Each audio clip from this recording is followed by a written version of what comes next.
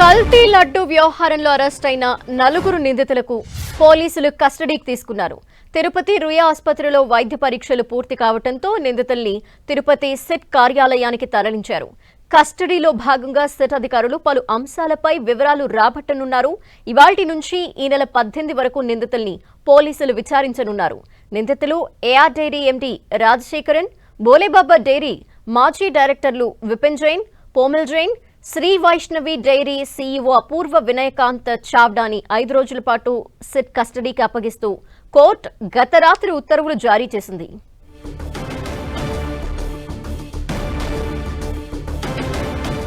మురళి మరిన్ని డీటెయిల్స్ అందించడానికి సిద్ధంగా ఉన్నారు. మురళి, ధనలక్ష్మి, మీరు అన్నట్లుగా నిన్ననే ఈ నలుగురు నిందితుల్ని 5 రోజుల పాటు కస్టడీకి అనుమతిస్తూ తిరుపతి కోర్టు ఆదేశాలు జారీ చేసింది. దీంతో ఈవేళ వారు ఆ నలుగురిని కూడా పోలీసులు తమ అదుపులోకి తీసుకున్నారు. అయితే వారిని తిరుపతి సబ్ జైలు నుంచి నేరుగా తిరుపతిలోనే ఉన్న రుయా గవర్నమెంట్ హాస్పిటల్కి తీసుకెళ్లారు.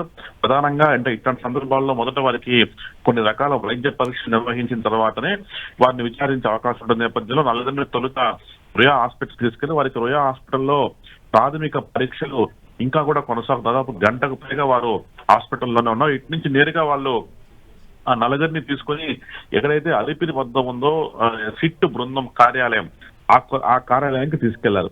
అక్కడే ఇకపై 5 రోజుల పాటు విచారణ కొనసాగబోతోంది. ప్రధానంగా ఈ కల్తీ నెయ్యి వ్యవహారం దేశవ్యాప్తంగా, ఆ మాటకు వస్తే ప్రపంచవ్యాప్తంగా దుమారం రేపిన సంగతి కూడా తెలిసిందే. శ్రీవారు భక్తులు పరమ పవిత్రంగా భావించే లడ్డూలో వినియోగించిన నెయ్యి కల్తీకి గురైంది అన్నది ప్రధాన ఆరోపణ. దీనిపై చివరకు సుప్రీంకోర్టు జోక్యం చేసుకుని ప్రత్యేక దర్యాప్తు బృందాన్ని నియమించిన అందులో SIT joint CBI joint director ఉన్న సంగతి కూడా తెలిసింది. ఈ నేపథ్యంలో నలుగురు నిందితులు అంటే ఎవరైతే ఏఆర్ డైరీకి సంబంధించి 2, వైష్ణవి డైరీకి సంబంధించి 2, అట్లాగే బోలేబాబా ఉత్తరాఖండ్ లో బోలేబాబా డైరెక్టర్ గా ఉన్న వ్యక్తి, అంటే మొత్తం 5గురిని ఇప్పటికే ఆ సిట్ అదుపులో తీసుకున్నారు. నలుగురిని సిట్ అదుపులో తీసుకుని నలుగురిని కూడా ప్రస్తుతం విచారణ కొనసాగుతుంది. ప్రధానంగా ఇప్పటికే అంటే నెయ్యి కాంట్రాక్టులు దక్కించుకోవడంలో పెద్ద ఎత్తున అక్రమాలు చోటు చేసుకున్నాయని సిట్ ప్రాథమికంగా భావిస్తోంది. ఒకవైపు కాంట్రాక్టుల అక్రమాలు, మరోవైపు కల్తీ నెయ్యి వ్యవహారం, ఈ 2 అంశాల మీద ఏకకాలంలో వారిని విచారించే అవకాశం ఉంది. సో వీరి విచారణని ఎవరు లీడ్ చేయబోతున్నారు? ఇప్పుడు స్వయంగా సిబిఐ జాయింట్ డైరెక్టర్ ఉన్నారు వినయ్ చావ్లా. ఆయన ఆధ్వర్యంలోనే మొత్తం ఒక ఐపీఎస్ ఉన్నారు, ఫుడ్ సేఫ్టీ ఆఫీసర్ ఒకరు ఉన్నారు. అంటే సిబిఐ నుంచి 2, రాష్ట్ర ప్రభుత్వం నుంచి 2, ఫుడ్ సేఫ్టీ నుంచి ఒకరు, మొత్తం 5గురు సిట్ లో ఉన్నారు. 5గురు అంటే ప్రధానంగా సిబిఐ జాయింట్ డైరెక్టర్ ఆయన ఆధ్వర్యంలోనే మొత్తం విచారణ కొనసాగబోతోంది.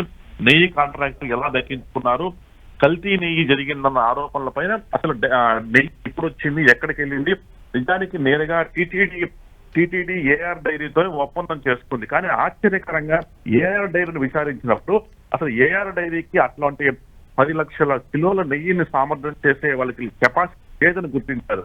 ఏఆర్ డైరీ తిరుపతి సమీపంలో వైష్ణవి డైరీ నుంచి నెయ్యి కొట్టింది. వైష్ణవి డైరీ ఉత్తరాఖండ్ లో ఉన్న బోలేబాబా డైరీ నుంచి నెయ్యి కొనింది. కాబట్టి ఎవరికో కాంట్రాక్ట్ అప్పగిస్తే మరెవరో నెయ్యి సరఫరా చేస్తారు. ఇట్లాంటి అక్రమాలు ఎలా జరిగాయి అన్న అంశంపైనే ఈ నలుగురిని సిట్టు బృందం తీవ్ర స్థాయిలో 5 రోజుల పాటు ప్రశ్నించే అవకాశం ఉంది. ధనలక్ష్మి. థాంక్యూ మురళి.